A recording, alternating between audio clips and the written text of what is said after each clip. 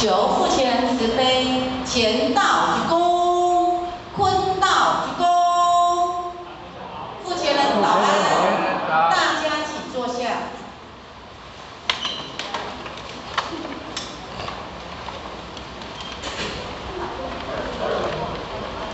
还有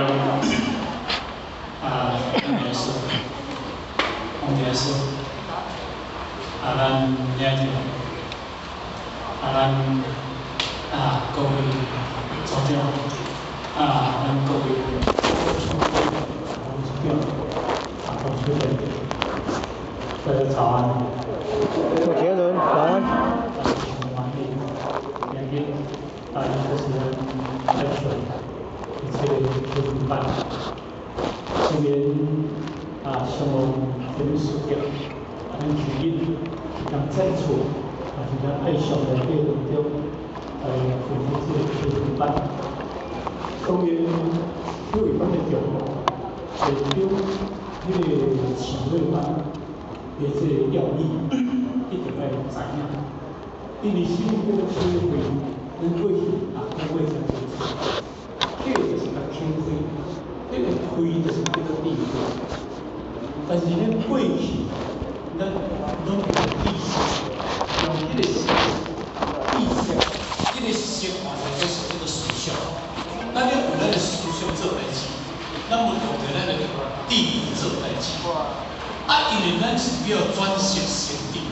就是讲，你伫识的内底当中，因为这叫做众生的知见，你智慧叫做佛的知见，众生的知见，众生的自知甲众生的自见，后起来你的心力，后起你的心，这两种不同。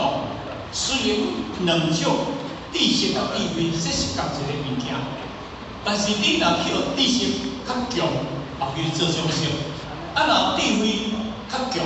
后去做菩萨，做佛，这嘛是安。智慧有需要无？智慧足需要。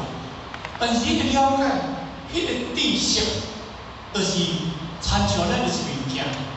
比如听我参像咱这物件，咱这物件，若去甲当迄个碰粉你听无？若甲当迄个碰粉迄个件有啥对不对？迄个件看有无？迄个件你咧招看。但是迄个件，你若甲切到足清气，切到足清气啊，安尼变成智慧，安尼有快无？因为你照咧口袋当中，你是清楚。但是咱爱知影，咱这物件，咱家己内心世界这物件是真正复杂。咱家己的心内这物件，内心世界这物件，这种叫做知识。知识就足脆弱。因为做